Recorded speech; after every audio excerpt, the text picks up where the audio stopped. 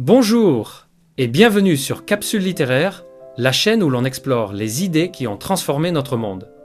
Aujourd'hui, embarquez avec moi pour un voyage à travers l'histoire de la philosophie occidentale. Des penseurs grecs qui ont osé questionner l'univers aux philosophes modernes qui redéfinissent notre existence, cette vidéo va retracer les grandes étapes de cette aventure intellectuelle. Prenez une tasse de thé, installez-vous confortablement et partons à la découverte des idées qui ont façonné notre façon de penser. Avant tout, qu'est-ce que la philosophie ? La philosophie, c'est l'art de poser les grandes questions qui nous définissent. Pourquoi existons-nous ? Qu'est-ce que la vérité ?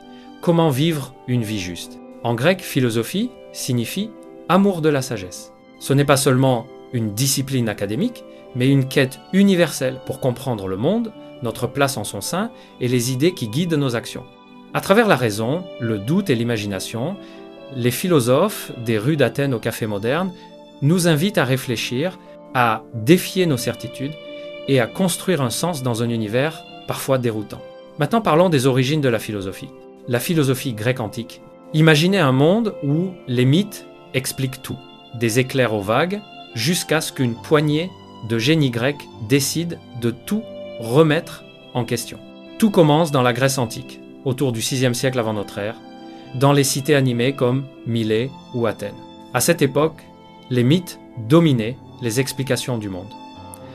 Zeus lançait des éclairs. Poséidon agitait les mers. Mais un groupe de penseurs, qu'on appelle les présocratiques, décide de chercher des réponses rationnelles.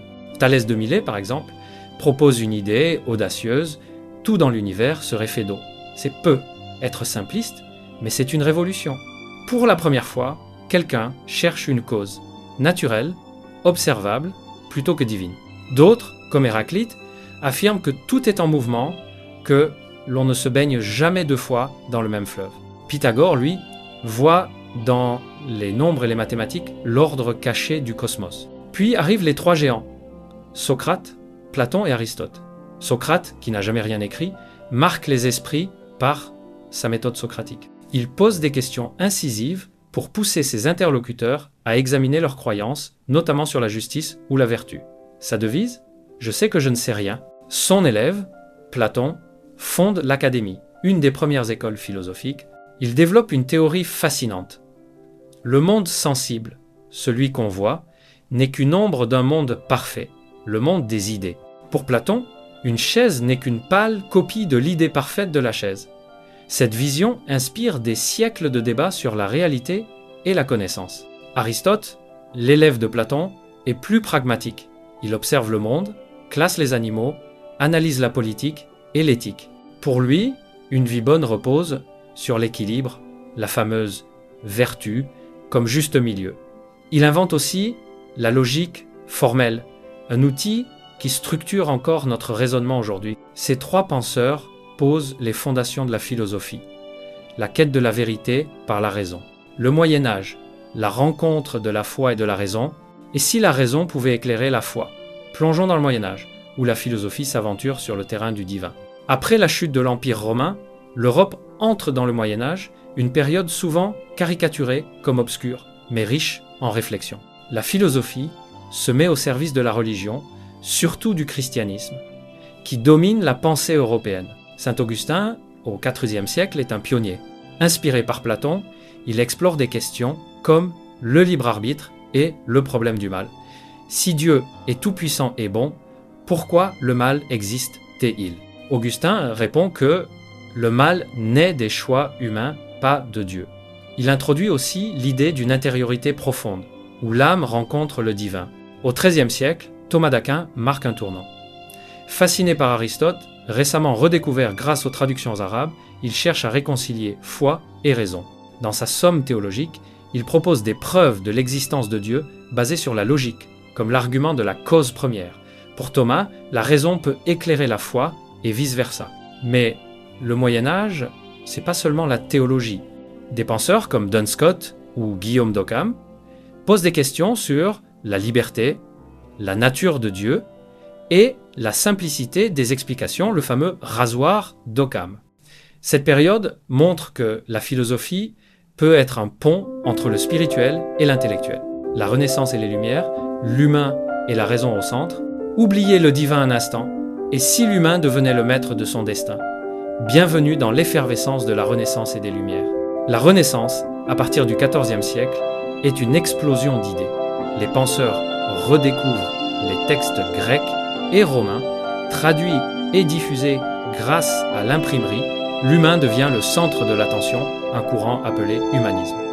Érasme, par exemple, prône une éducation éclairée et une réforme morale. Au XVIIe siècle, René Descartes révolutionne la philosophie avec son rationalisme. Dans son foi discours de la méthode, il doute de tous ses sens, le monde, même son existence, jusqu'à arriver à une certitude. Je pense, donc je suis.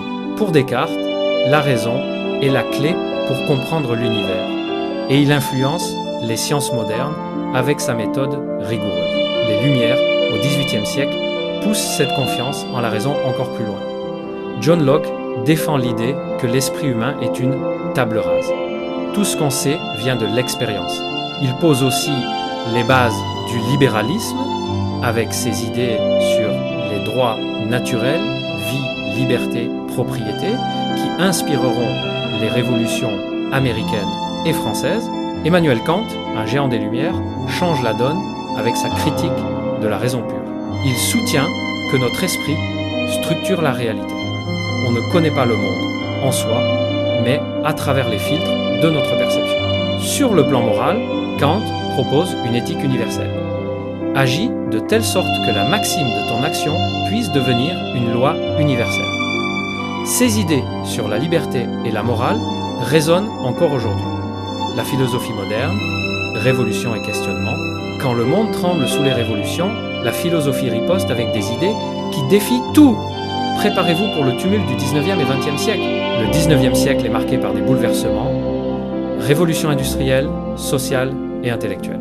Georg Wilhelm Friedrich Hegel voit l'histoire comme un processus dialectique où les idées s'affrontent pour progresser vers une vérité plus grande, portée par l'esprit. Sa vision influence la politique, l'art et la philosophie.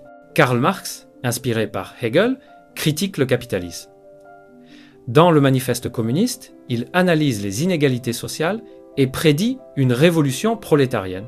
Ses idées sur la lutte des classes transforment la pensée politique et sociale, même si elle reste controversée. Friedrich Nietzsche, lui, secoue tout. Il proclame la mort de Dieu, critiquant les valeurs traditionnelles chrétiennes.